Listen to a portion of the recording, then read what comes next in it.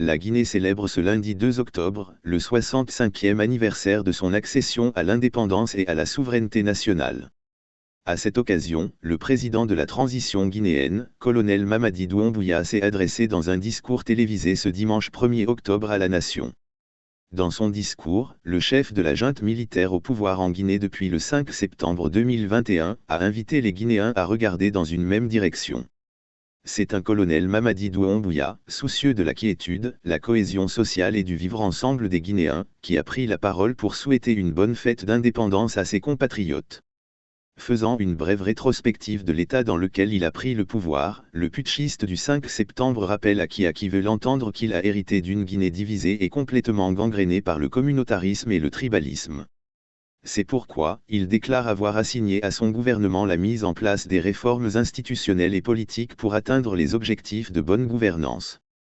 Guinéen News vous propose ici un extrait de son adresse qui dresse un constat peu reluisant de la situation de la Guinée au plan social, le 5 septembre 2021.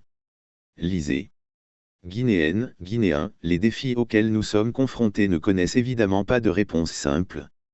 Mais je suis persuadé que nous trouverons ensemble des solutions adaptées grâce à notre créativité et notre persévérance. Il y a de bonnes raisons de croire à l'avenir car, le chemin déjà parcouru est une preuve éloquente de la résilience de notre peuple. En effet, le 5 septembre 2021, lorsque les forces de défense et de sécurité prenaient leurs responsabilités pour la rectification institutionnelle de notre pays, le tissu social était complètement fissuré, avec une quasi-absence des valeurs du vivre ensemble. Les Guinéens ne se regardaient plus en frères et sœurs.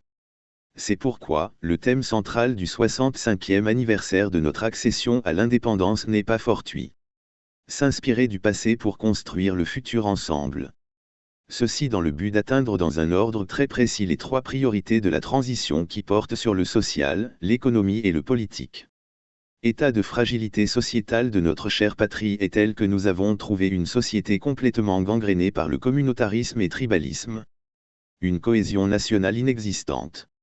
La fierté d'être guinéen était dès lors profondément ébranlée. Le premier devoir que nous avions alors été de panser ces plaies et permettre aux Guinéens de se retrouver enfin pour construire un avenir radieux pour nous et pour les futures générations.